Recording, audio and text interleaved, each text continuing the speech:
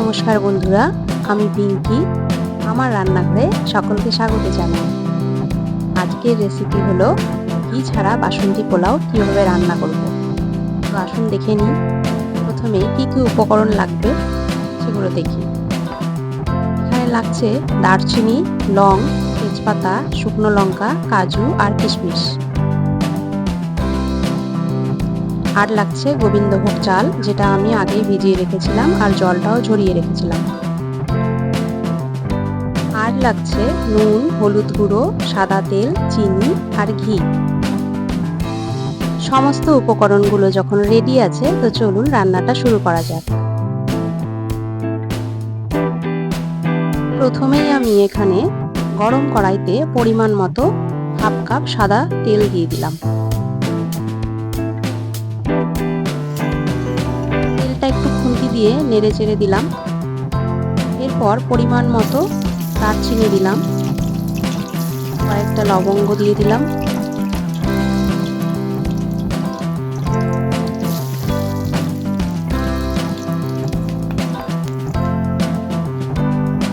তারপরে দিয়ে দিলাম দুটো শুকনো লঙ্কা, তারপর 2-3টে তেজপাতা,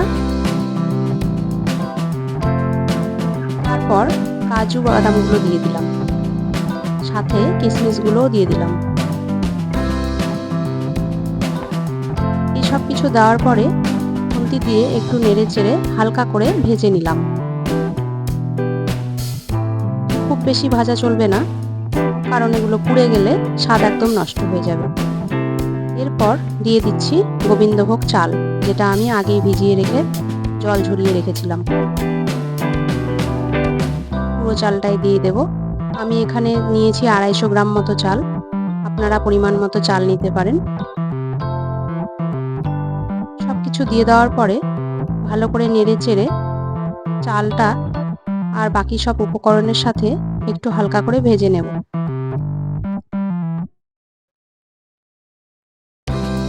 এখন দিয়ে দিচ্ছি একটু হলুদ গুঁড়ো আর দিয়ে দিচ্ছি স্বাদ মতো নুন। পোলাওতে নুন বেশি দেওয়া চলবে না, কারণ নুন বেশি হলে স্বাদ একদম নষ্ট হয়ে যাবে। তো অবশ্যই প্রয়োজন মতোই নুনটা দেবেন। আবার ভালো করে নেড়ে চেড়ে নিচ্ছি। 3-4 মিনিট ভালো করে ভেজে নিলাম।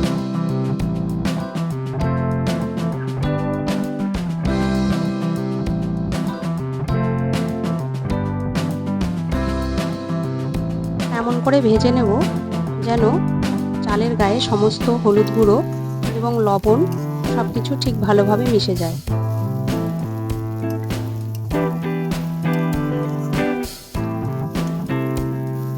ভাজা প্রায় শেষ। এবার দিয়ে দেব পরিমাণ মতো কাপ গরম জল, যেটা আমি আগেই গরম করে রেখেছিলাম।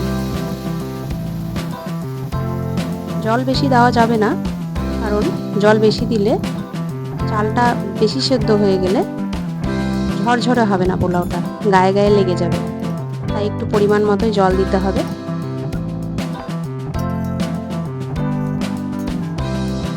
এবারে একটা থালা দিয়ে আমি হালকা করে ঢেকে দিচ্ছি।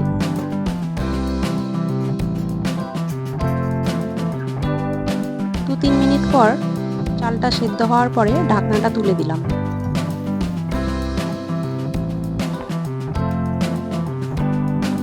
এবার অল্প আঁচে চালটা আস্তে আস্তে নাড়তে হবে, যেন অতিরিক্ত জলটা তাড়াতাড়ি শুকিয়ে যায়। চালটা ঝরঝরে হওয়া অবধি আমি খুন্তি দিয়ে নাড়তে থাকবো। এরপর দিয়ে দিচ্ছি পরিমাণ মতো 2 চামচ চিনি।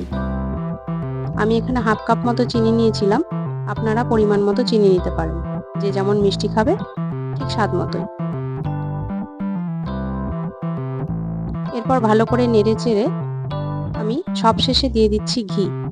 আর ঘিটা আমি সবশেষে দিলাম এই কারণে যে আমাদের বাড়িতে ঘি দেওয়া পোলাও অনেকেই পছন্দ করে না।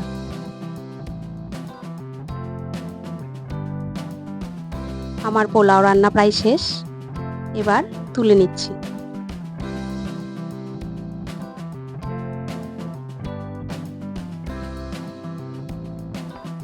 একটা থালায় কলা পাতা রেখে তার উপরে আমি পোলাওটা তুলেছি। দেখতে সুন্দর লাগবে, সেই কারণে আপনারা চাইলে যে কোনো প্লেটেই তুলতে পারেন।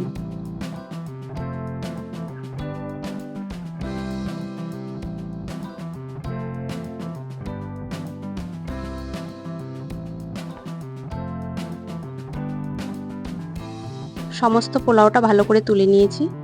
এবার একটু সাজিয়ে দিচ্ছি। ছড়িয়ে ছিটিয়ে থাকলে দেখতে ভালো লাগে না, সেই কারণে।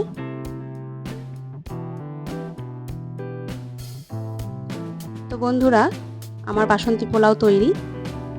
আপনারা চাইলে এভাবে বাড়িতে ঘি ছাড়া বাসন্তী পোলাও অনায়াসে রান্না করতে পারেন।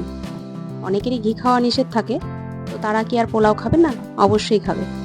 তো আপনারা এইভাবে সাদা তেল দিয়ে বাড়িতে অনায়াসে পোলাও তৈরি করতে পারেন। আজকের রান্নাটা কেমন হয়েছে আর রেসিপিটা কেমন ছিল অবশ্যই কমেন্ট করে লিখে জানাবেন। বন্ধুরা, ভিডিওটি ভালো লাগলে একটা লাইক করে দেবেন আর চ্যানেলটি সাবস্ক্রাইব করে পাশে থাকবেন।